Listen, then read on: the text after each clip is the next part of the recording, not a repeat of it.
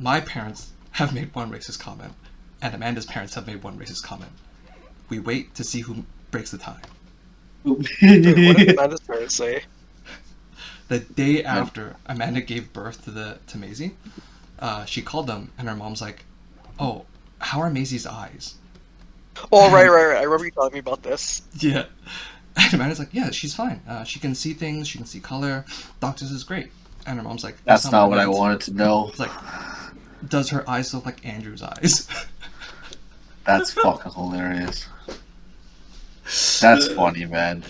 I had to admit, that's funny. It is hilarious. It's kind of fucked, but it's really funny. All right. Did you start recording? Yeah. Oh, welcome to the podcast. Yeah, exactly what we were talking about. Literally exactly what our topic was. We just happened that we were just bantering about that bullshit. We were just teasing it. We were just teasing about it. Plus, I was just give it a gonna little put the... teasy weezy. I'll probably have, like, the starting cut will be the story about, you know, Maisie being potentially unhealthy. What? You know, the story at my dad's birthday. Oh, yeah, she's white.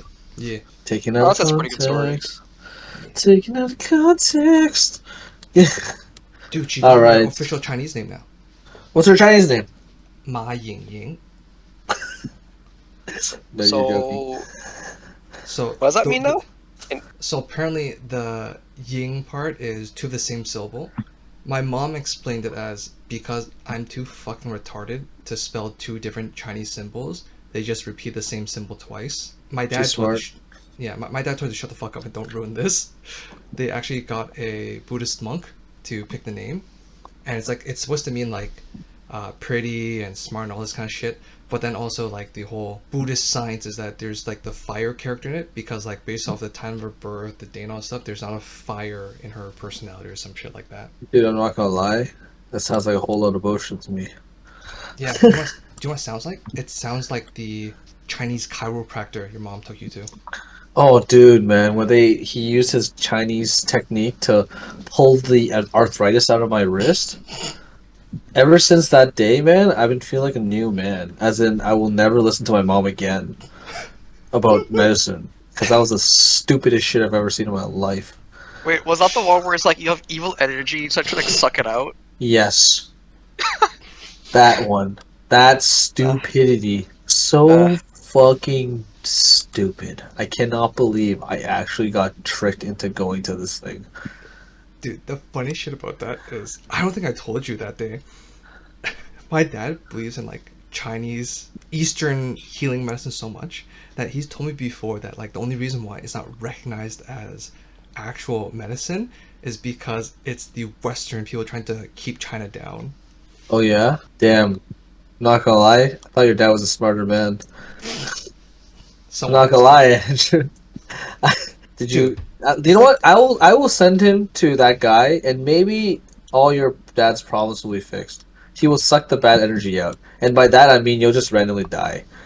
Look, here's the thing, right? It's like what my mom has always told me when I was a kid, right? It's a Chinese proverb. Andrew, shut the fuck up. Is that what she usually says? She says that too a lot. But Okay. the proverb was, all 5 fingers on your hand cannot be the same length. And it's supposed to mean that, dude, it doesn't matter if you're like Bill Gates, right? You could be very smart in one thing, but you could be like a complete retard in something else. You used the gamer word a lot today, bud. But Yeah. you know what can be all the same length? Your toes. Let me check. No, you are incorrect. Well, I guess no, they can be. I didn't say they were. There's like 4 different like feet shape or whatever. I can look up the shapes later and send it to you. Apparently there's like some like astrology or some bullshit around it, but that's So thing, what yeah. you're saying is that you're going to send me and Alex a collection of feet pics? What you're saying is that. Exactly. So what you're saying is that. All right. So let's get back on topic, motherfuckers. Yes. What are we gonna talk about, Mr. Sir?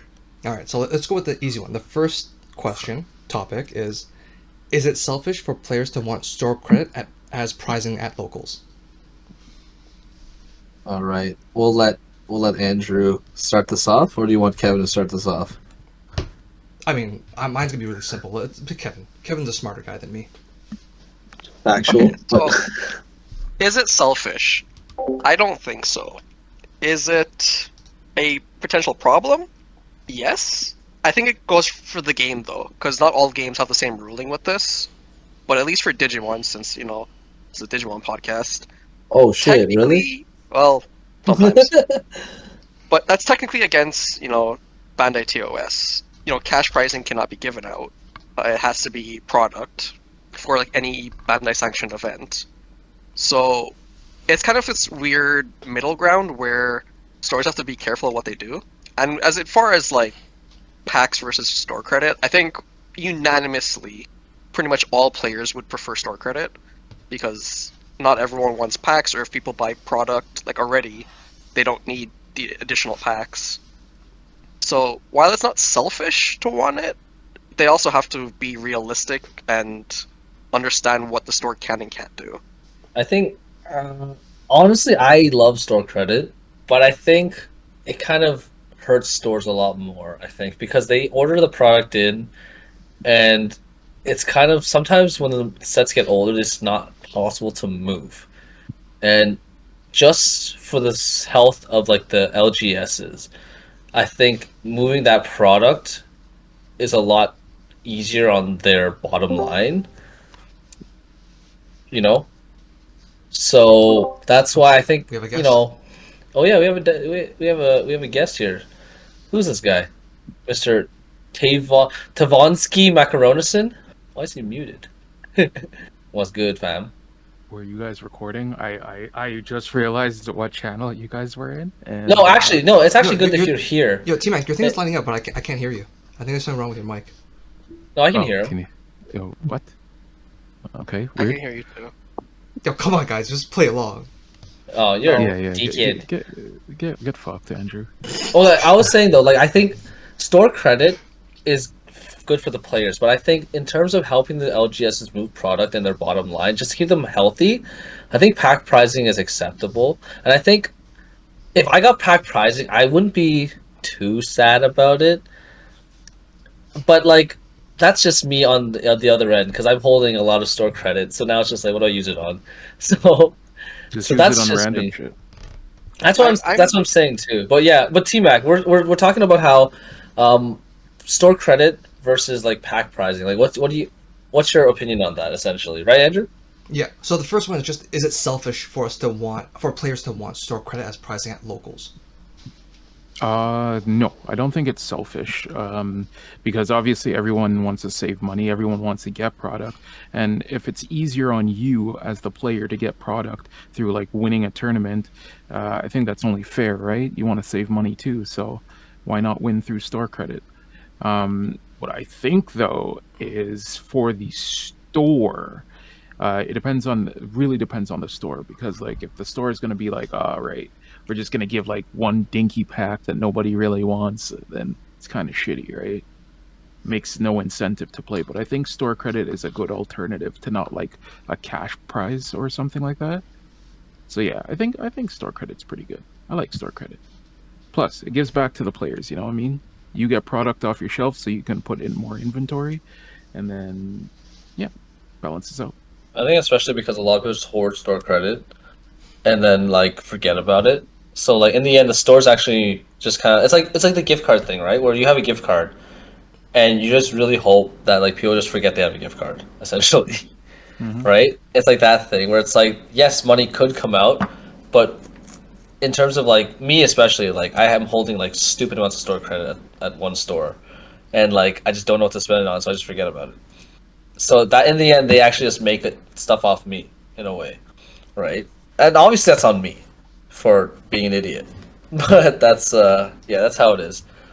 Well, Andrew, what do you think? Yeah, Isn't it beneficial? Isn't it beneficial to you? Sorry to cut you there, but isn't it beneficial to you as well? Because the more you hoard the store credit, right? You can just go to the store and be like, "All right, I'm ready to cash in now. I'm just gonna go get a case of whatever." Oh yeah, for sure. Like I definitely could do that, but like haven't. No, I think if we're going by the strictest sense of what selfish means, then yeah, 100%. It is selfish for players to want store credit as prizing, because selfish is just you're thinking about yourself, not about what someone else wants. In this case, like you mentioned, the stores would prefer to move packs because we all know when it comes to any TCG, after the set has gone past, it becomes very hard to move that type of inventory. However, I'm still on the side that I prefer store credit, which leads to the second question. Is it bad to be selfish and want store credit as prizing?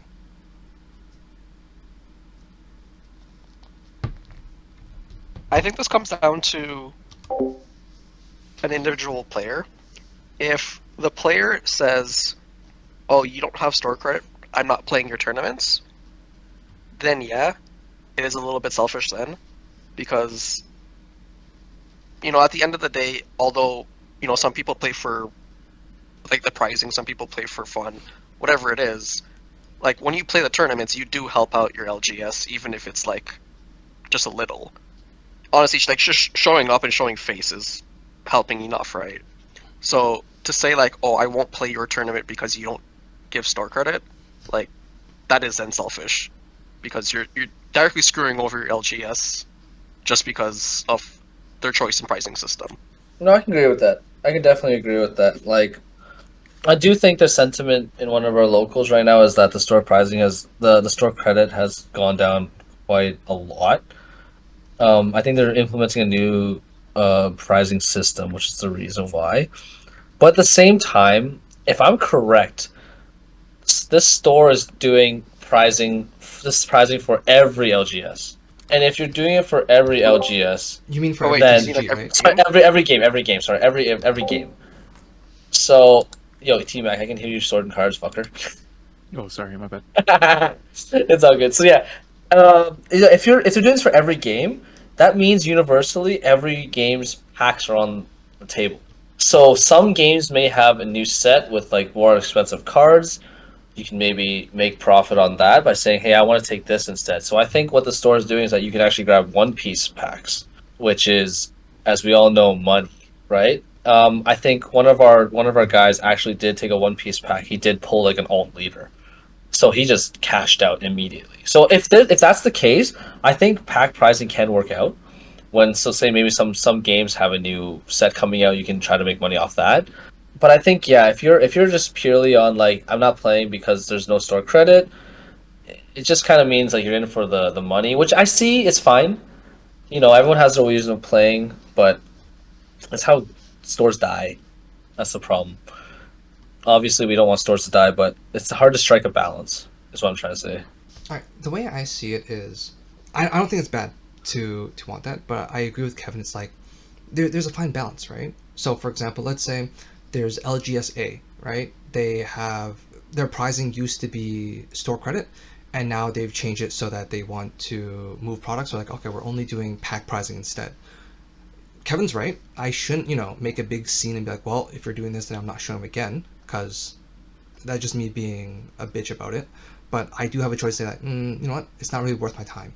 And for me, the reason why it's not worth my time, which I think a lot of players can have the same feeling, is that because when a new set comes out, I buy like, 4 boxes minimum. So after that, and then buying the missing singles, what else am I looking for in this set? There's nothing. So the packs are worthless to me. Okay, no, I can understand that as well. Like, especially if, like, as we would consider ourselves like meta players, right? Like, we play competitively. So yes, we obviously want all our stuff early so that we can either do testing or we can either start competing with the decks. So that does make more sense like that. Where, like, yes, why would we take pack pricing when we already have everything we need? I don't really know I don't really know a counterpoint to that, to be honest. It just makes a lot more sense when you put it like that, in all honesty.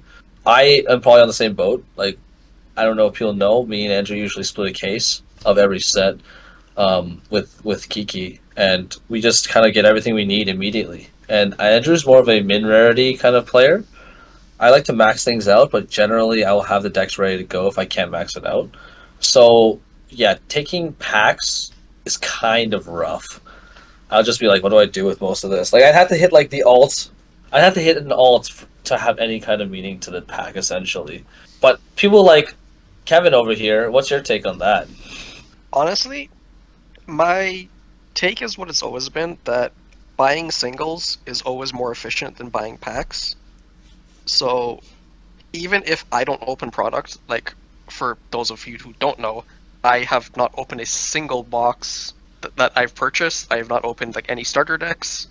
Everything I've gotten is either through people don't have bulk that they don't want, or through like pack pricing if a store only offers packs. But even then, I would still prefer the credit if the store like had it, and just buy singles that I want, because singles are always cheaper, and most of the time, like most of the bulk stuff are like pennies. So what you really want is like the occasional SR or a secret that is actually worth like some amount of money, and the store credit gets you there. Whereas the pack is just a roulette that you'll probably fail. Also, something to consider, right, is like people can say that it hurts the LGS when players want store credit instead of packs. However, like I said, using the scenario where we're talking about meta players that already buy all their boxes, all their singles that they need at the beginning of a new set, there's no reason for us to take pack pricing. So the only way around that is if we don't buy early. But if we don't buy early, that's going to mess with game stores, because they can't predict how many sales they're going to need. They're either going to under order or over order, which they don't want either. They want things to be very clear. I'm pretty sure if LGS stores could get the perfect like forecast and be like, all right, so I know for a fact that all my locals are going to buy 4 boxes each of each new set, they'll be like, perfect, we prefer that number, and let's say that number is 100. Cool, we're going to order 120 boxes, so that 100, my customer base is set, and we have 20 on the side for in case any stragglers come in, new players or whatever. Because they're always going to want at least 1 or 2 boxes of older sets just to showcase that, hey, this game is alive, and if you want to jump in, you can jump in and grab whatever you want. Because when I came in Digimon... That's true. Yeah, because when I first came in Great Legend, BT4, and I bought, 4 starter decks, and I think 3 booster boxes to get in. Damn, this guy's balling, eh? Yeah, so if someone's going to play, they're going to do stuff like that. That's true. The one caveat though is stores have to make their allocation like way in advance. Oh, that's true. So it's not even like they take the pre-orders and then they order based on the pre-orders. They have to like order like 6 months in advance for sets. Like it's ridiculous. So yeah, most of the 100%. time, the stores are just blind ordering and hoping that they move the product. Yep, but that's why I'm saying, right?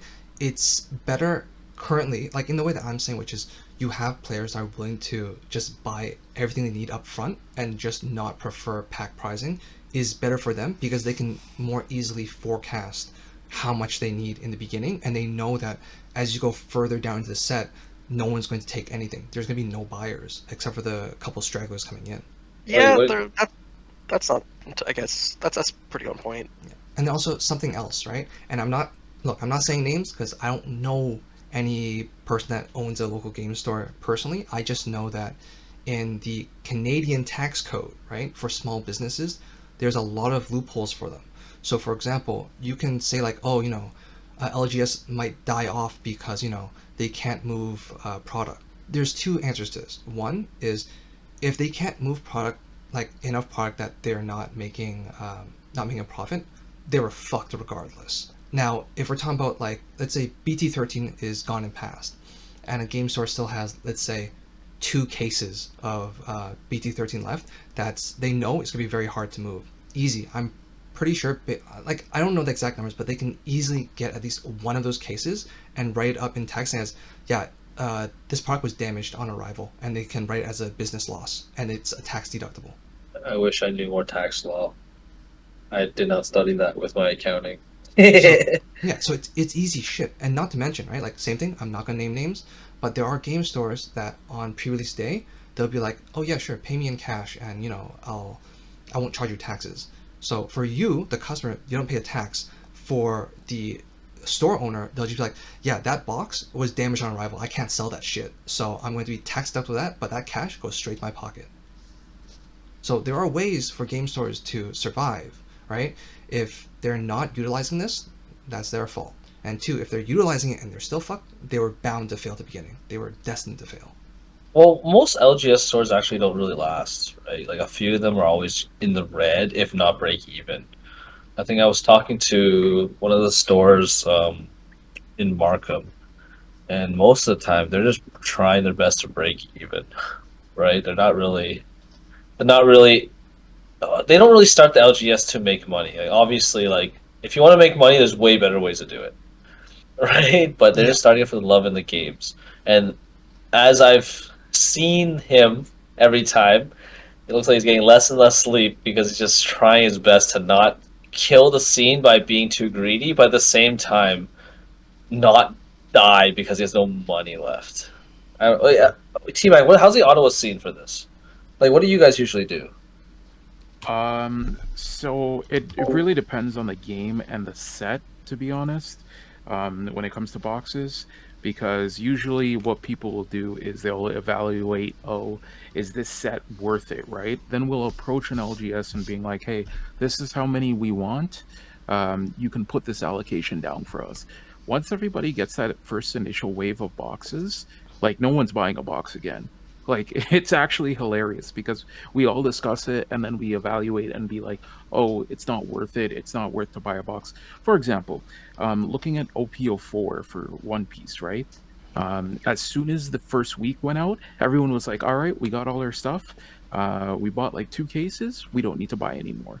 And now if you come through Ottawa, you'll see nothing but that on shelves. It's insane the difference between how it previously was when things were scarce to what it is now. It's just like first week, boom, we got everything. We don't need anything else. I think stores are scared to not get enough allocation because a lot of people go to other stores. They're like, you didn't get our stuff, we'll go to another store. And they didn't have the stuff to go to another store, so they overorder. And because OP was so scared of like always never getting product, I think it kind of put that in the LGS's mind, like we need to make sure we have product. And then I totally get it though. Like the last 2 sets I think for OP are literally like in terms of value, they're pretty low. I think OP01 recently shot up again, right? Yep. And that's because I think they announced to some LGSs like, hey, you can't order any more product. Like we're just kind of done printing this, right? And most of the staples are in OP01. So at least for One Piece, yeah, even they're kind of like not worth the value for getting pack pricing. And if you do get pack pricing, you get OP01, you're just like the store's just losing money. Like they'd rather just give you store credit.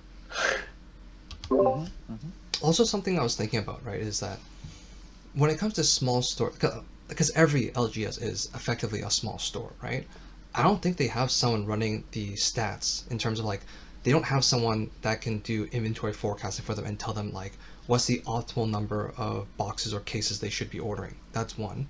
And then 2 is something I'm pretty sure they're not taking advantage of is the fact that I know, like, it doesn't matter if it's Konami or if it's Bandai, the representative that comes to the stores, they typically try to convince the LGS to buy a certain allocation to be in their favor, right? To either be like, considered a gold status member or, a whatever member. But if that's a scam for most stores. There you go, Anthony. No, you're right. But the thing is, if, say, for example, there is a benchmark, right? Let's say, for example, they could choose to buy 2 cases, but the representative wants to convince them to buy, let's say, 5 cases, right? It's like 5 cases, you'll get this benefit. If you buy 8 cases, benefit plus, and then if you get 10 cases, 10 or more, then it's like benefit plus ultra, all right? Whatever. The thing is, if, let's say, for example, LGS wants to do that and they wanted 2, but they got convinced to take 5. If they do that and they know that their player base is not able to absorb this up, it's going to be dead product on the shelves, they should be reaching out to their player base to be like, hey, do you know any of your friends that go to like other stores and buy? It's like, what would it take to convince them to buy from us? And it's not that hard, but it just comes down to, like I've said before, which is, it doesn't matter who it is in the TCG scene. Most people here are antisocial. They don't want to talk. That's why, for example, the deal that me and Alex get, I specifically talk to people that usually buy from 401 or buy from Toronto and be like, hey man, do you want to jump in and buy a case with us? So it's all brand new customers that I'm bringing to the LGS that I talk deals with. Yeah, but deals. Now let's go. Actually, we should probably transition to that. Like, what do you guys feel about stores giving deals to like to longtime players? I think it's smart. the biggest thing that you want as an LGS is customer retention, because those are the people that will come in every week, sometimes multiple times a week, buy your product, buy your like inventory, like your sleeves, deck boxes. If the store offers other like happenings, like I know a lot of LGSs have started recently picking up like figures or different like model kits. If their store is offering those, like those are the ones that will transfer, maybe buy those as well, because the hobbies do often overlap with each other. So to incentivize them to come in and be a recurring customer is a smart thing for an LGS to do, because as you mentioned before, like they're not making that much that much money on product sales. Like that's usually not where the money is coming from. It's coming from like the other things, like drinks. I think drinks is a really big one. That like if your store offers drinks or snacks, like they do actually make margins on those. So they're hoping like people buy those stuff rather than the actual product itself. So if they take a small hit on the product, whether it's a loss or just going net, but it fosters future business, then that's overall a gain for them. Well, here's the thing, right? Something important, I think, there might be miscommunication between you and Alex, right? What he's saying is, like, let's say, for example, he's like, what are your thoughts on, let's say, for BT14, let's say because it's not a secret, all right? Untouchables does midnight releases, which is completely legal, all right? So no one freak out. But let's say, for example, midnight release, you go to buy a box, and without asking or anything, the person that sells to you says, all right, you know what? Here's a box, full price, but instead of giving you one pre-release pack, I'll give you, let's say, 4, because, you are a long-time customer. I want to show you that we value you. I think Alex is asking, what are your thoughts on deals like that? I mean, it's the same thing, right?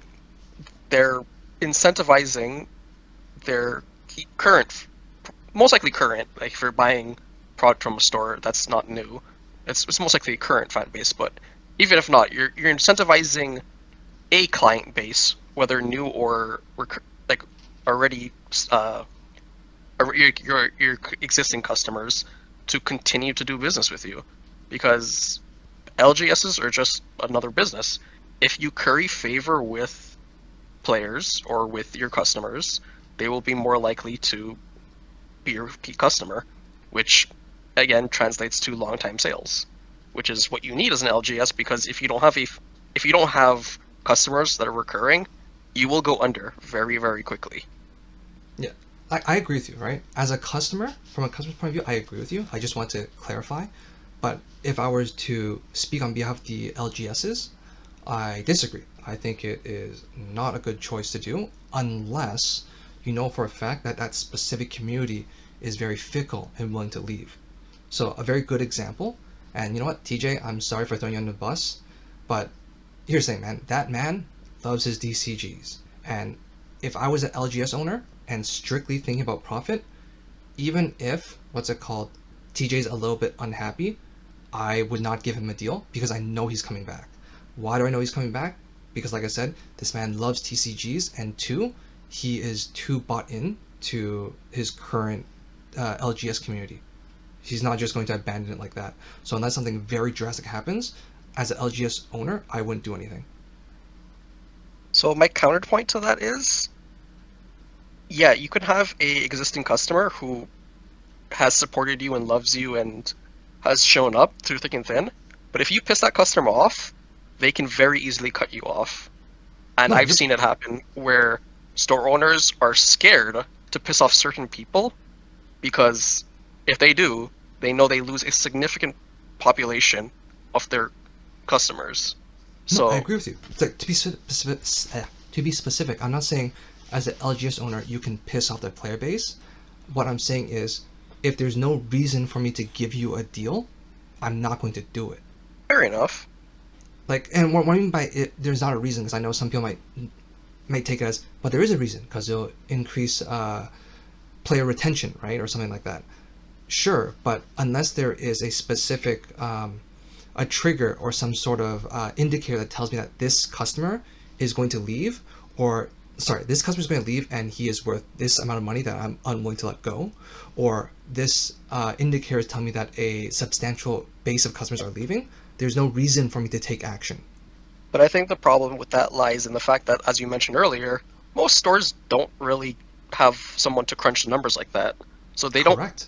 necessarily have the know-how, or not the know-how, but rather the foresight to know what their breakpoints are in terms of will this customer leave or not, like how much is this customer actually bringing in. Most of it is just, intuition. Like, they show up here, they buy this product, this is probably a customer I want to keep, that kind of thing. Obviously, like half and half. So, for example, I agree with you that the stores don't know how to seize indicators. However, 100% they know who their whales are.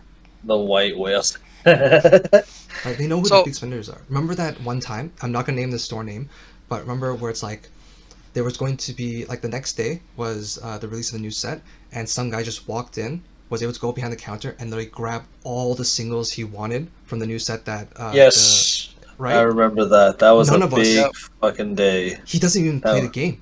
At least I we don't know know. he plays the game. But like he spends so much money, the store's like, yeah, sure, no worries. Like, everyone's no, you can't pick anything yet. But yeah, you take anything you want. That was a really big mistake on their part because that really fucked up the relationship with a few of them. Yeah, I but think, guess what? They still come back. They still came back and kept buying. We don't need to name names, but they still came back. They still play locals. They still buy cards there. I understand that. it is a tricky thing, though. I don't think you can fully rely on whales either, because, like, I'll take gacha games, right? Because LGSs are kind of like that in a sense, where it's not often the whales that'll keep them afloat, but it's the dolphins. The people who spend not a lot at once, but just increments, small increments, but repeatedly. Yeah, they tend to because- come back, right? They Yeah, tend to because just a whale will just show up wherever has the best deal and spend money there. That's not money that you can always count on. But someone who will repeatedly show up and spend small amounts will eventually make up a whale. And if you have multiple dolphins, well, that's actually where your money's coming from, not the whale. That's true. No, I do agree with that, but at the same time, I think whales are really important still. And a store that knows like who their whale is definitely a store that's gonna like be more successful. Like dolphins, like how many dolphins is it gonna take, do you think, to make a whale? Like a lot. Like a whale was someone that we're talking like they're buying a case every set by themselves, not splitting with anybody, just by themselves. That's like $1,000, right? That's gonna take at least like 3-4 dolphins to make up a case, because most people just buy like 3 boxes, some 2, right?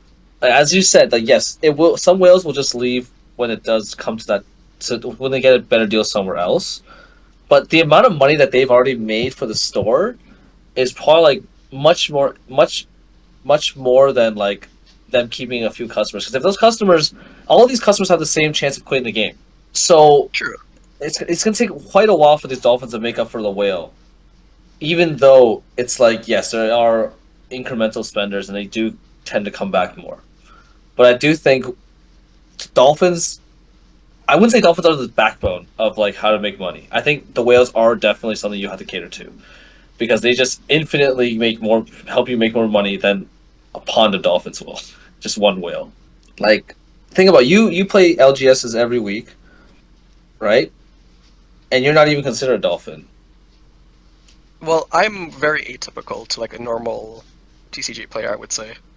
Cheap ass. Because yeah, that's one word Oh, for cheap it. ass. But like, I fundamentally I play with what I get, and I don't really go outside of the bubble that I've made for myself. So I am not the target audience that an LGS wants.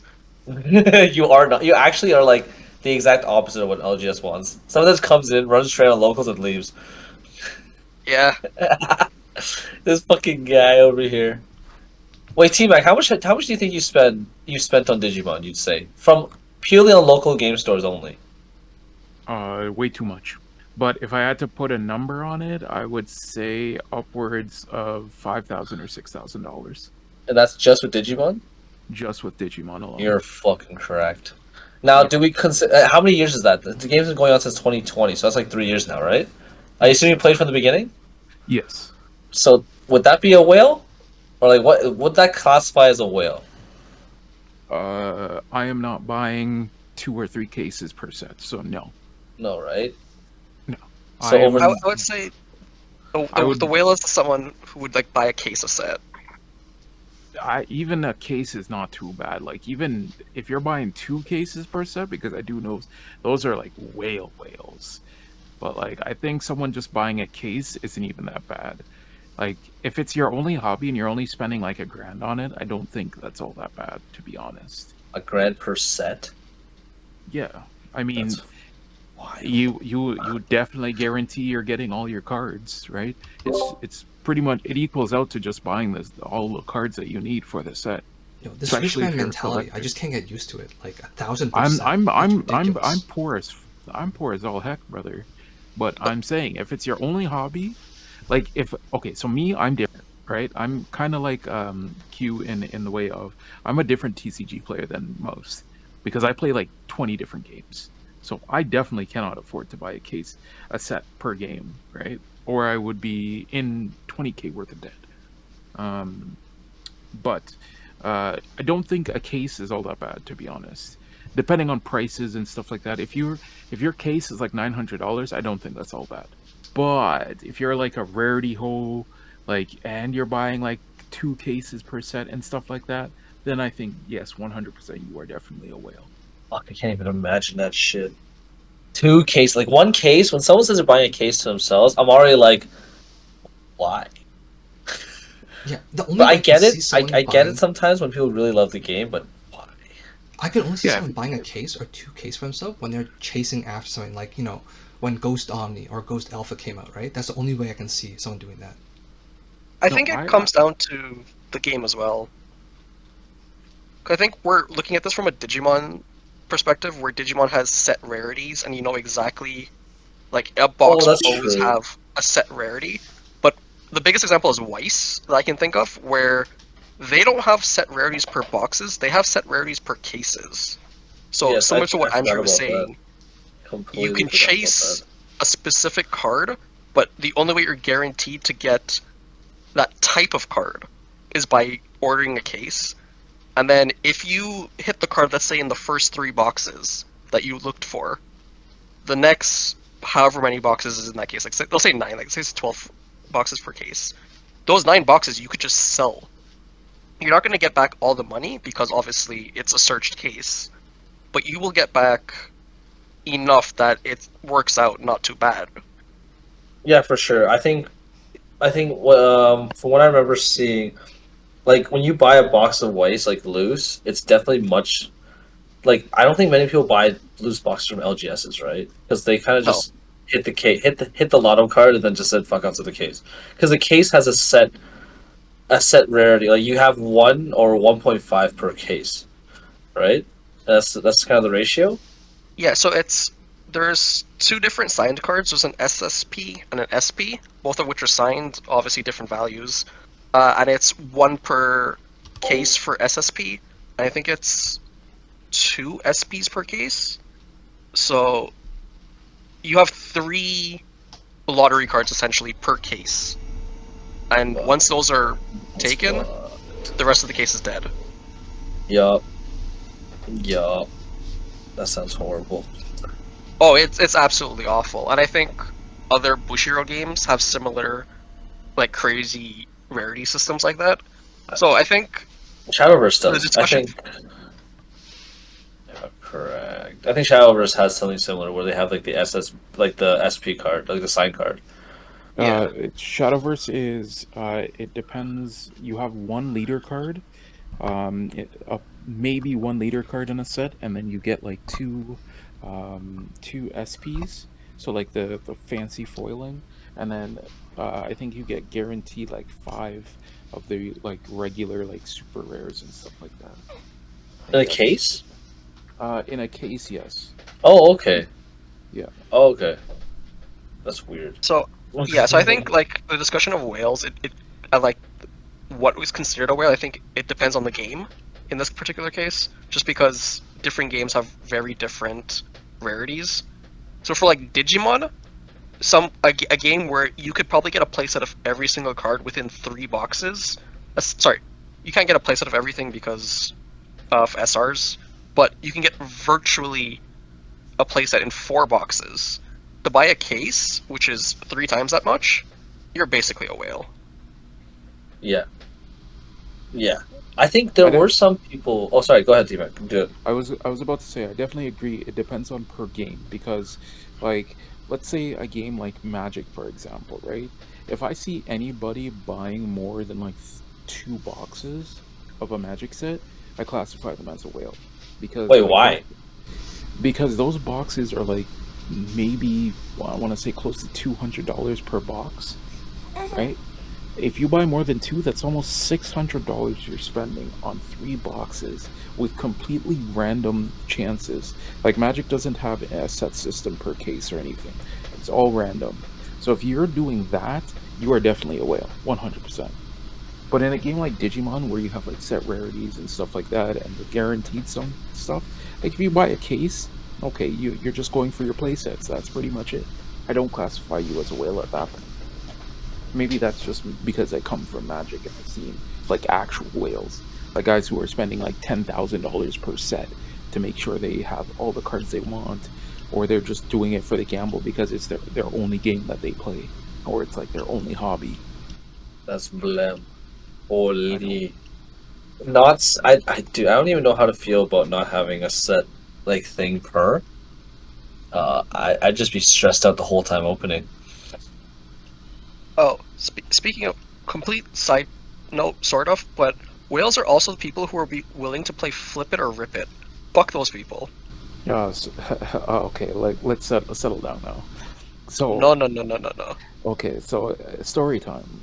Back in the early days of Digimon, when Zord Defeat was $80 to $90 card, I did a 1 in 3 flip it and rip it with a Zord Defeat. Actually, if you guys want, I can always dig up the footage and drop it in the comments. But I don't classify myself as a whale in no way, shape, or form. But that's just the thrill of the hunt, you know? He's just stupid, that's all. That's He's just dumb. This guy actually did that. For Zord Defeats were like $80, $90, weren't they? At the time, like pre-release prices? Yeah. At the time, they were pretty bad. You're out your mind, bud. Yeah, I was definitely out of my mind, but it was fun, though. And that's the thing, right? A lot of these people who are buying all these boxes and stuff, they're not doing it just... Sometimes they don't even just do it for the cards. They just want the thrill of opening packs, right? And that's what it is. Just the thrill of opening packs. Damn. Couldn't be me, bud. Couldn't be me. Literally, oh god. Nice product. No, I mean flip it and rip it, just for the thrill of it. Like, fuck. Like when I drop... What's up? It's like playing Russian roulette, bro, but you're playing Russian roulette with cardboard. My guy, I wouldn't play Russian roulette either. What drugs is this man on? Yo, somebody claimed their mans. Somebody just built different. Who just built different? This man, Tyrosis Maximus. Bro, me personally, there's something just fun about like the gamble. It's why I play like decks like Yagamon or like Millet from time to time, or like I like Beelzemon and stuff. Love the gamble. Oh yeah, I think honestly, off topic. I think we've exhausted that topic as much. I think. But off topic, I love the gamble of Beelzemon. I think that's the reason why I like the deck. Not because it's good, but because when you hit those 2 memory cards and you keep your turn, and you need to keep turn, the endorphins. Oh fuck. It pumps. Dude, that gambling never works out for me. It never works out for me, and I hate it. It's because you never believe in it. If you believed in it, do you know, as a great man, Jaden, from our LGS once said, 70% of gamblers quit before they hit it big. That's the gambler's fallacy. But here's the problem. I want to believe it, but I graduated with a stats degree, so I can't believe it. Damn, this man got us. Oh wait, okay, so that's why he can't play Millith. Because Millith is the deck that tells you to ignore the stats. Oh, dude, if you play with ratios in your mind, this deck should never win. That's crazy because I can't believe Andrew's saying he's a man of stats, but yet plays Secon. Because like Secon, you just have to get lucky. It's literally the gamble deck. Wait, no. Okay, sorry. Go ahead. I'll finish off. Yeah, because I understand what some people might say. They're like, oh yeah, you can, based on the cards, the amount of cards you've seen so far, blah blah blah. You can calculate your odds, blah blah blah. No, at the end of the day, it's No. still luck. It's still luck based. No, but the reason why it is a stats deck though is because you say, okay, like X amount of my deck is a bomb. There is a high chance if I do this, there will be a bomb that I recover into. Like that is 100% a stats deck because every single action you do, you're taking a playing gamble. It's stats. probability. It's just taking a gamble. You're still taking a gamble. You have to be lucky enough and take the gamble that this card is going to hit at that time in the right sequence in security. Do you know how many times I've seen in my security where like I'm like, if this card was before and not after, I would have won the game there. Okay, here's the thing. So I need to many correct times. this because I think there might be another stats person that might listen to this podcast. Here's the issue. I have to correct this. Every TCG deck is technically speaking a stats deck. There's a probability. If there's probability, it's a stats deck. What I can't do is take a deck that has the probability of it, pulling off its combo is like less than 10% per game. I can't do that. The difference between that potentially, I don't know, I don't play it. But the issue is, like for example, when it comes to what was the deck? Bielsmon, right? It's like, what's the probability that I mill 2 and I hit specifically 8 out of whatever cards left in the deck minus whatever's in security, right? I just don't want to make that gamble. Whereas for, I think it was security control, it's like, well, based on how many you're recovering, you can count, like, what are they swinging with? If they're swinging with 6k DP, I don't really give a shit, right? Because anything will kill it. They swing with, let's say, a big boy. Let's consider, they swing, they'll probably survive the Hell Scythe, but they can't survive the Lonk, they can't survive Wyvern's Breath, they can't survive Chaos Degrade. How many checks are they doing, right? If they're doing 1 check, I don't really give a shit. It's pretty much 100% degree that, 100% that I profit. Because they do 1 check and I'll just slap down a kill option next turn. Yeah, so I don't know. What the fuck? I understand what you're saying. I don't know. I feel like you can't bash a deck like Bielsamon and then go and play Secon and be like, oh, I don't like the gamble that's involved in Bielsamon. There's just as much gamble involved in security control. Hell, in TCGs in general, you literally taking up a deck is taking a gamble that you will see a decent 5 cards at the start of your turn. You know So, what? I think I I do should run the agree. probability for that. I'm going to do it after the podcast just to run the numbers and see what the probability of hitting, let's say, a kill option in security compared to seeing 2, let's say 2 memory cards milled from your deck. So, well, obviously a kill card because you run more kill cards. So that's, you don't even have to do that math. But I do agree every deck is probability. That's literally how TCGs work. Everything is just RNG. But you can influence it by stats. Which is why, like, the simplest example, people who run 12 rookies instead of people who run 4. Why? Because probability says you will have a rookie sooner or more likely to open one with 12. Like, that's just stats. And I think Secon is just a deck of stats. Because it's just like, okay, I run half my deck as options. There's a good chance I recover. Going to be that. In Beal's case, it's a little bit more gamble because there's 8 cards that give me memory off a mill. I don't actually have like that great of a chance to hit one, which is also kind of a lie because you mill like so much in that deck that you will hit one. But that's neither here or there. Oh, also, so I'm going to bring up one thing because I just run right now before we go back to the topic of pricing. Because the next topic brings us almost full circle kind of thing. But just going back to the whole LGS it's hard for them to make money. Another thing that I've noticed, right, is that actually, you correct me if I'm wrong. So for Untouchables, right, when they buy their soda, based off who brings the soda in, I feel like they have like a contract with like Coca-Cola or some shit so that they get soda directly from them. Is that correct or no? We're supposed to know. I don't know any of the business aspects on that. No, because the reason why I say that is because I'm pretty sure I've seen several times there's someone else that's not the owner that wheels in like whatever that trolley is of soda coming in. I would assume because I worked in hospitality for a little bit. Like they have a dealer or like company like Cisco that Yeah. stocks them. Yeah, so like So usually on a specific day they come with the full stock and stock up. correct, because I've seen that I'm pretty sure I've seen that a couple times at Untouchables, and it's honestly a bad choice. As a small business owner, you should never be going through a third party to get your soda.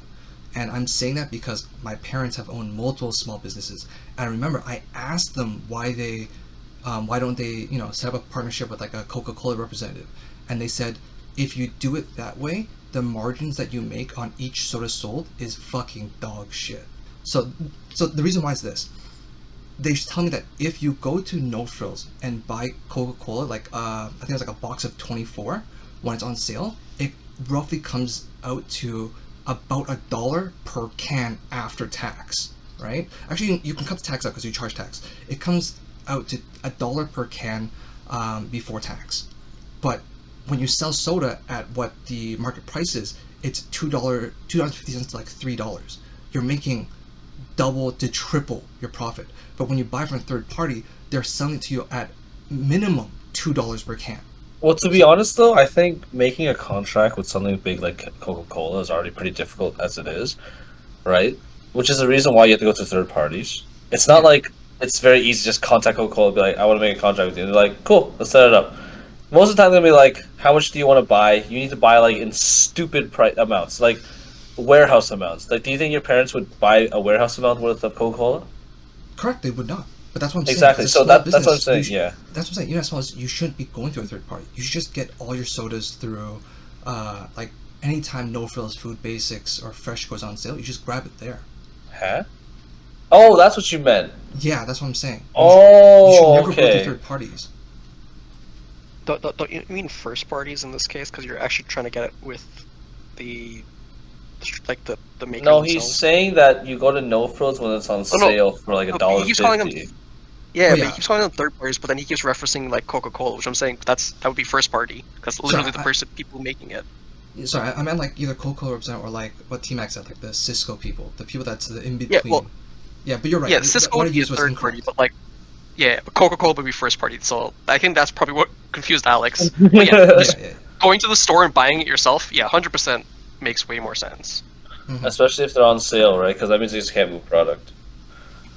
But okay, that aside. Yeah. All right. So Andrew, I need you to do a statistic. Okay, before we do anything, I need you to do a statistic on 5 security long as your 4th security check.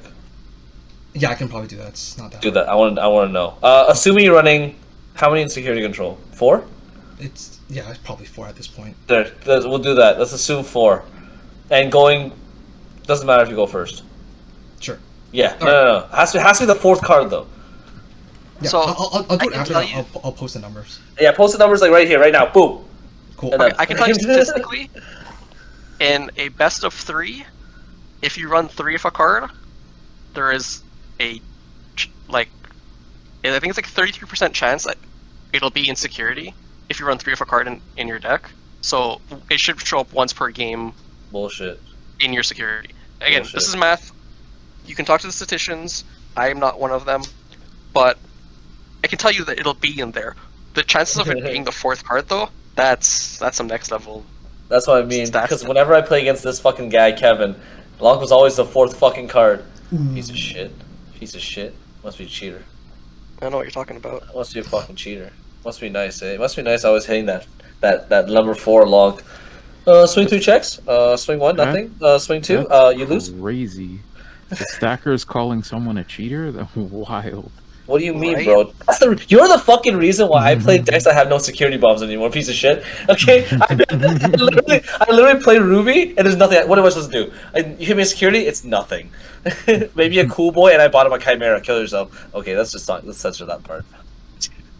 No, I don't think we should. Leave Maybe it in. we should. Leave God. Leave it Fuck. All right. Andrew, what's the next topic? Back on topic. Why are we okay with Ultimate Cup and Regionals not having store credit pricing? Like cash prizing, you mean? Yeah, store credit or cash pricing. I think it's a very easy one, but it just ties into... It makes it easier for people to understand why people want store credit pricing in this current situation. I want cash prizing. These cards are hard to move sometimes. I held Yes. on to my Gallimon for way too long. I definitely would prefer cash pricing over card pricing, but the biggest reason is that they're unique cards, they're prize cards. Like, you can only get them through these events, unlike booster packs, which you can just, pick up yourselves. So, there is some amount of prestige to these, especially if you get, like, the champion set. Oh, yeah? Oh, yeah? Yes. Champ Yes, set? Mr. Regional Champion. Shut up. So, because there is prestige to the cards, I think people are much more okay with getting that over, like, not having cash. Like, they're okay with not getting cash because these cards are rarer, they're, small prints, whatever.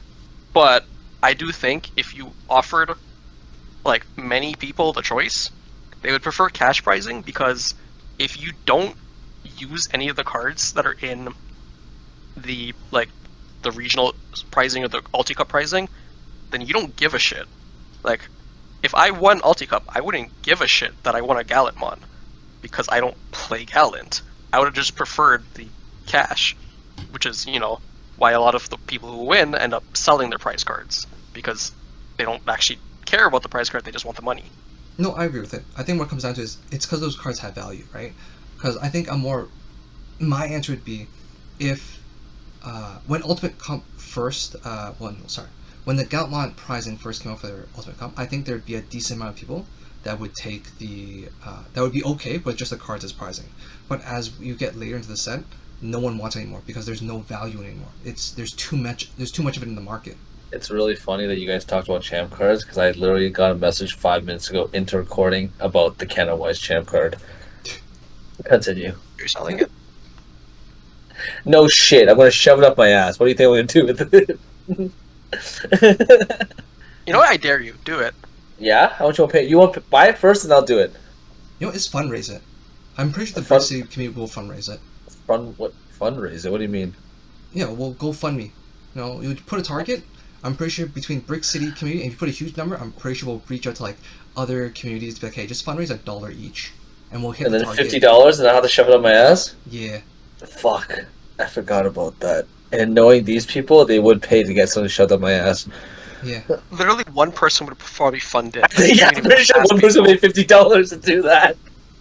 God damn, I take it back. I don't want this. But anyways, go back to topic. Go for it. So I think even if locals were to not give store credit, right, as long as Bandai was able to give like a decent participation prize and like a good winner's prize, there'd be no problem. Because I think remember back in the day when there was the black Greymon that gives you blocker if there's a red card on the board, the winner version of it, dude, winning locals was worth it. Even if there was no store credit, it was worth it to win and try to get that. And I think at the time the participant stuff was pretty good as well. That Greymon, holy shit, that was a race to see who can like get their set. Like even when they were at like $5 each from their $20 peak, there were still people asking, "Yo, man, you still got this? You still got this?" Like it's Greymon. Like this is literally Greymon card game. So anything with that instantly sells. Say that, but like, I got mine late, because I'm shit at this game, and by the time I got them, they were impossibly hard to move, even though they were like $4. No one likes. Granted, I did eventually move them. I think I actually have to double check if I still have one. But no one likes you, man. That's why you're a scammer. I'm not a scammer. Yeah. We're selling that paladin mode. You win that? You win. Totally. But yeah, no, I totally would agree with we need cash prizing. I think that's what's gonna help. I wouldn't say revitalize the game, but as you said, there are cards where I get it and I'm like, I don't play this deck. What do I do? And they gotta stop making prize cards with cards that already have alts. Yeah. Well, they do that because those are the popular cards. Like the reason why Beelzemon is getting yet another altar is because Beelzemon is a very fan favorite Digimon, just like Greymon card game. But So they know if they print Beelzemon shit, people will buy it. There's other popular stuff. Like, think about upcoming BT14 pre-release, the winner's card, Greymon X alt art. Holy shit. That's gonna be big. Like I know so many people signed up for multiple pre-releases just so they can try to get their copies. Exactly. Right? Like Imagine if they were to release a Metal Greymon X alt. Metal Greymon X alt, like the one that's Sec +1? Doesn't matter, because both are used. That's true. Both are used right now. I hate both of them. Doesn't one of them have an alt coming eventually? I don't know, you tell me. Or am I crazy? I could be wrong. I swear one of them did get an alt art, maybe, possibly. But yeah, okay, I do agree that they should be spreading the love a little bit, because if they do, like, we don't need like the 70th freaking starter deck Sec +1 Greymon alt. 'Cause I think it has like 5 alts or something like that. Like, we didn't need that money. It could have very easily gone to another Greymon that is also used. But I have a feeling Bandai plans alts like super far in advance, because they have to, like, get the designer or the artists to come in, do the illustrations, whatnot. So I feel like they see what's popular at a given time, commission a bunch of art for it at the same time, and then just slowly trickle it out. I agree with you that they have to plan ahead, but I feel like some of the planning is really stupid. The reason why is, like, for how many sets of participation packs we've got at locals have been complete dog shit. Wait, what? But like, the participation stuff isn't meant to like sell the spot. It's just like an incentive. It's not even an incentive. Well, it's like a thanks for joining. Here you go. Right. That's why they're participation. But they should carry some sort of value, I feel. Like, you gotta get people in the doors. Because I know there are some people, like, I won't name names, but, like, some people are just like, I don't want to play as local because this TP. Yeah. Like, there are actually players that will not play locals anymore because they're like, oh, the TP's not that good. So it does matter, I think. And also, it really sucks when you get a bipedal Salamon as your TP. And you're just like, what do I do with this? Yep. Okay, you say that, Alex. But how long did we get TP7 packs? How long did that last? Exactly. Everyone still played every week. No, okay, our though it locals is was different because hell. we like each other. No, not 100%. That's Not why. 100%. But think about, don't forget, our locals had store credit prizing. So, like, that TP was extra. True. Very true. But now that, it's kind of nerfed, there's not as much incentive to go. Because don't forget, there was a point in time when participation TP was what? The Tamers, right? So either, what was it? The TK or the Mimi and stuff like that, which were pretty that good. was a good time. That was And a great then time. Right after that set, it was what? The promo gamma mods and all that kind of stuff? Also very good. I think there was also one more good one, and then it was just dog shit for like, what, 4 or 5 sets? So, I wasn't Yeah. around for the Tamer ones, but I think that was like TP3 or whatever. Yeah. Ghost game, I believe, was TP5. And then until like the security rookies, which was this current TP set. Yeah, the rest of the TPs in between like Ghost game and security rookies were kind of dog. Well, also, don't forget, right? When was the last good winner's card we had? The Blocker Greymon? Block Greymon Yeah, is that's 100%. kind of disingenuous because the current winners pack was actually not bad, but it's just this set lasted so long that everyone who wanted it already has it, so now it's shit. But like the Psychmon, insanely high value when it came out. I will still especially say the Psychmon's high value. Okay, bye. It's $4. Yeah, to me, it's maximum value. I love that Winter Psychmon. And the other Psychmon, they're the best. Bye. Okay, so yeah, the Psychmon is value, and it's a played card, which is what makes it really good. Especially into a meta of, well, at the time at least, the start, which was Royal Knights, the card shuts them down. So, very good card. The Ghost game stuff didn't really see a lot of value early, but then once RB1 came out, all those cards shot up a lot. And it made them worth getting. I'm just looking through the past prizing. I think the most recent. Wait, correct me if I'm wrong. The current winners pack, is it the shitty Chaos Dramon, Grand Quagga, Black War Greymon, Metal Gurumon still, or has it changed? No. This is across time. The current winners pack is Jellymon, Angoramon, Gammamon, or Psychmon. The old one or new one? The old Psychmon, and then the promos for all the. There's two kinds of promos, Wait. isn't there?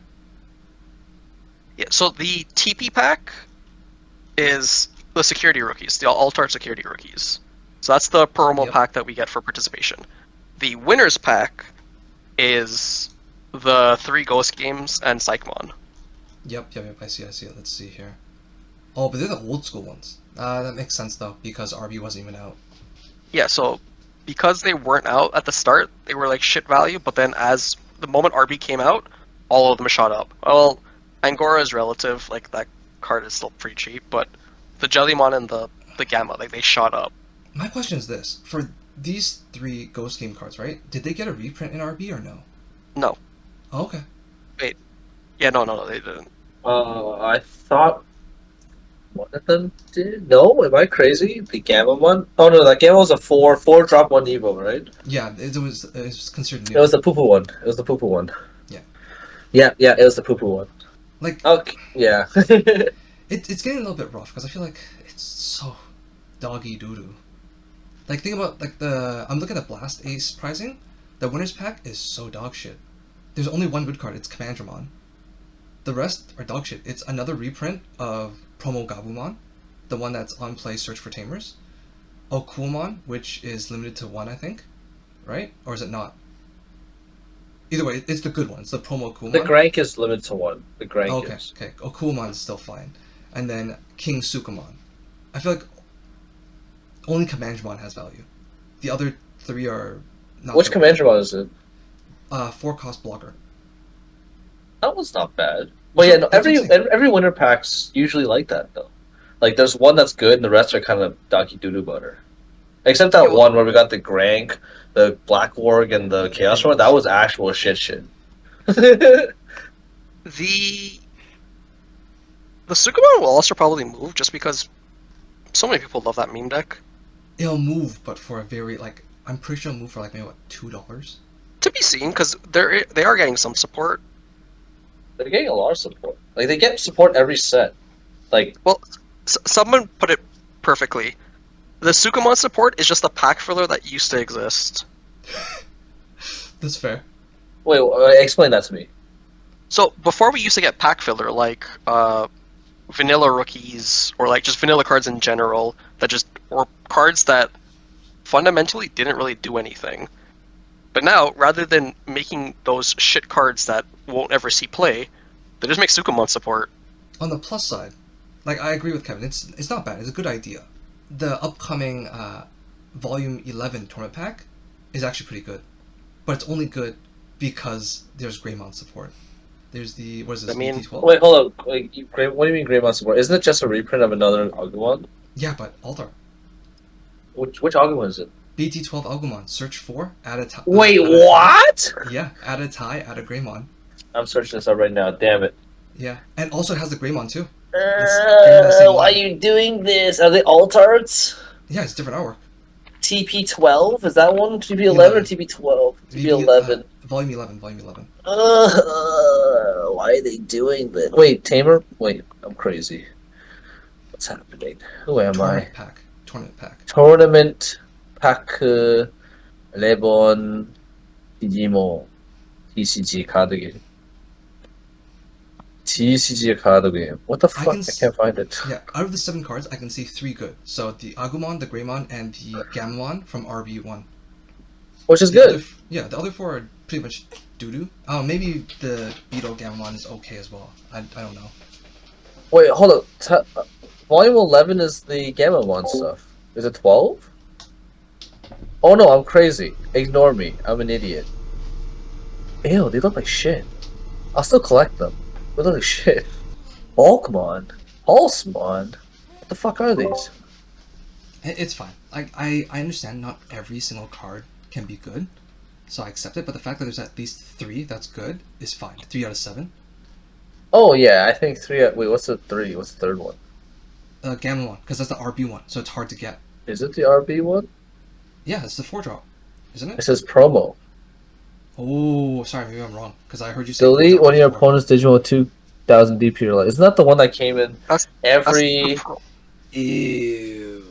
That's the one that came in every red starter deck pack thing, right? Yeah, For dude, BT... Which BT was that? BT 11, 12? BT... Someone help me, please.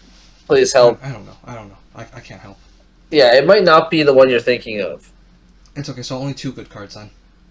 What's this Digicon card? Digicon. While you have Pulsemon, automatically shit. Okay, sorry, I'll Just automatically do. I'm just a fucking dickhead, bud. Well, if you're going to Nationals, it's a playable card. What's a playable card? You can use You're- it at you're a Digicon, playable at card. Nats. You're a playable card. Honestly, what do you guys think about trying at Nats versus dropping and going for the 3v3 BLSMO stuff? I mean, it depends. If I was, regional champion Alex Mock, I would Who's go that? for it. Who's that? Sounds like a great guy. I don't know if he's great, but, he wins. Yeah, he's pretty great. Pretty cool. Really solid guy. debatable. He's pretty solid. Debatable. Yeah, do you know what? Maybe Alex should stop letting QB Blitz borrow his decks. Maybe that's... Remind me how Alex won regionals again? He was just really good at the game, from what I remember. Yeah? Yeah. What deck was he really- playing? Did he come up with that? Did he think he I used that think deck? he probably Oh, had by the a way, say in it. how about optimizing your turn? Did you figure that out, or did I someone think else he help did. you? I think he did figure that out. I think Alex Oh. is a guy that would figure these things out. Oh yeah, okay. So Yeah. I wanna on this podcast, I'm gonna officially announce I'm quitting Digimon. So who wants to buy my collection? What are you talking about, man? Yeah, that's a great guy. And also, Alex is wondering if Andrew still needs that Doraemon. I don't really. I Okay, that's great. So Alex would like that Doraemon back. Yeah, no problem. Yeah, Andrew That's- would also like it if Alex paid his wife back for those 4 boxes of Adventure Box 2. It was 2 boxes, and she never getting her money back because I sent the money to Andrew, and now his wife has to get it from him. That There's no sucks. proof. No proof that. I literally have the e-transfer, you dumbass. Yeah. Alex does. It looks photoshopped. Alex has the e-transfer. Alright, get back on topic, motherfuckers. What are we talking about again? Okay, the last part here. It just comes back full circle. Is giving booster packs as prizing good for the community? I think it's For the fine community? I don't think so, honestly. No? Yeah, for the community, I agree. I don't think it's good for the community. Like, if we were Pokemon community- players under the age of 10 and don't have money, yeah, it's perfectly fine. But we either have a source of income or we're just financially irresponsible and buying cards, alright? We don't need any more booster packs. This point just comes back down to the original point of the community buys all their shit immediately. The community doesn't need booster packs because the community already has their packs. So I think from the community standpoint, no, it's not good. I just feel bad because LGSs have to order a certain amount, and how do you move product when especially for Digimon? Holy shit, the power creep for this game is crazy.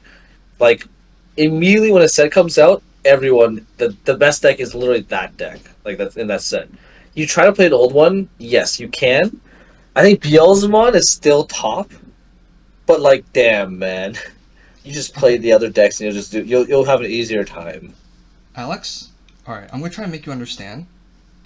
But I'm gonna have to apologize first because it might be a little bit mean. And you're probably Go gonna ahead. think that my apology is fake, and you're probably right, it is fake. I don't really care It about is your fake. feelings. Yes, go ahead. But what you just said right there, it's kind of stupid because it's like you just bought a car, and me, as a dealership that sold you the car, comes back to you in the next month and be like, "Hey Alex, do you want to buy another car? Dude, I need to, I get move the stuff. Right? I've got too much inventory. You've already bought your fucking car. Why the fuck would you buy another one?" I just say I feel bad for them. Yeah, do you feel bad for me too, as a dealership, coming back to you the next month saying, "Hey man, do you want another car?" But you're not a dealership. Yeah, it's called an example. No, but these stores don't make as much money as dealerships probably would. Yeah, but the issue is not about money. Your issue that you brought is because they're stuck with inventory. The issue Because comes down because they need to make money off the inventory. or they could just order what is necessary, right? Don't over order. Or if they're gonna order more, find ways to get more customers, which would mean, hey Alex, do you have any friends that shop at 401? What would it take for them to buy from us? Maybe I can hook them up and bring them over. Yeah, but I know, but your example is completely irrelevant still. Because you're still talking about a dealership versus a store that probably doesn't make as much money even close to it. But see, depending on No, but you understand this, right? Like, because, no, like, I don't. a dealer, I will because a print my dealership flag will right not... here. Well, okay, go ahead, continue, go ahead. Because depending on dealership, right, they might not be able to move the inventory. Because if anything, they're putting more money down on their inventory. Yes, but they also have a used car market too, right? Yeah, and guess what? LGS can open the box and sell the singles, and they can upcharge it compared to what TCG players selling at. Okay, that's fair. But they still have boxes and stuff too that they want to move too, right? Because as you said, new players want to see boxes, right? Yeah, and guess what? Freaking people that buys cars, they would prefer new cars if they can buy it. So guess what? Anything you can't sell this year, it's fucking shit, and you have to sell as what? A used car, old car? Yeah, but still, people still with the market that is right now, cars fly off the shelves right now, right? Yeah. So if you're talking about market right now, I'm pretty sure there's a market where when people have disposable money, fucking cars just fly off the shelves. Remember when Digimon first came out? Freaking boxes were gone. People were scalping that shit. Yes. I don't know where we're going from this part now. I'm just saying It's all within context, right? like, it comes down to is like I don't think there's any need for us as players, right? Players are just customers to feel bad for LGS if they're unable to move their product. Because I'm not bashing their product, I'm not bashing their store. I'm buying stuff from them, all right? If they can't move their product after I've already bought my allocation, why should I feel bad to buy more when I don't need it? Why should I feel bad to ask for better pricing when you're giving me shit I don't like, right? I'm not gonna make you feel bad about it, but if I don't like the pricing, I'll just go somewhere else. I'm not gonna make you stink about it. Okay, that's fair. That's fair. Yeah, but then something else I was thinking about is like, some people would say that you shouldn't make a stink about it because it's the owner store, they can set the rules right as they want, which is true. But then there are some stores that would like the feedback, right? If from like a trusted source, like for example, if it's someone that came by the first time, it's possible that our locals, the person that owns our locals, doesn't give a shit. But if it's a long-time customer, like regional champion Shadow Gene, right? I'm pretty sure they would give a shit about like him not showing up regularly. But he's too deep. I think they would because he works there, so Yeah, so that they'd be very worried why their employee isn't showing up. Well, he doesn't have to play. He can always just be like, I'm going somewhere else to play. But I don't think that's what Andrew was meant. Andrew meant to say like the locals. Yeah. But like in this context, we'll just say that Andrew. No, fuck you. You didn't specify. That's on you, Andrew. Go roll your ankle or something. Dude, I just like giving reasons for Gene to attack me when he sees me, but then also he hates when you say that. Wrong. He hates when you say that. I know. He hates it, man. I'm aware. It's okay. I said it to him recently, and he's like, I specifically asked you and Andrew to stop saying that. But I'm like, wait, hold on. Andrew, it makes sense, because we can't fight him on anything. But for me, you also know I hate saying this, so there's equal balance right now of power. So you just say it back to me, and I'll equally feel shitty. Yeah, but see, that's why I have this jumper to put my daughter in, so that if he tries to slam me, I can like lift it up so that it protects my head. So he might hit a child instead, and he'll have to. You're fucked in the head. You're fucked in the head. You're developmentally challenged. You're just bob and weave, Maisie. Bob and weave. Oh yeah. This I don't think has she made any noise over this podcast? Once. No. And that's why this not once. And mute myself. Oh no, she might be acoustic. What did you just say? I said she might be acoustic. Yeah. Oh, okay. I thought I misheard you. Nope. Yeah. She might be playing guitars really well. Acoustic. Gotcha. Alright, I think I have to probably head off soon, boys. Yeah, I think we covered some pretty good topics. Stop, leave me alone! I'm being attacked. Someone call domestic abuse services. What do you mean? You said no. I don't think I will. I hate all of you. Nobody likes me. Ain't nobody like me no more. No, you said you don't fight back on purpose, so you asked. I don't fight back because it would be a one-sided argument. See these muscles? Well, yeah. All right. I think we covered enough, right? Yep. Honestly, Cover these nuts. you end yourself. End this guy. Man, I do hope that the game. I don't know. I hope the game's value goes up a little bit, but it does suck for new players that want to jump in for singles. But Now's the best time for singles because of RB1. I know. Everything in that set's like dirt. No, but I'm saying, as someone who likes to sell product, I would like if the value of singles were to go up. Well, obviously, but the only way the product will go up is if demand suddenly skyrockets. And I think that's like the biggest problem that Digimon has, where this game is held afloat by the dedicated minority. What do you mean the dedicated minority?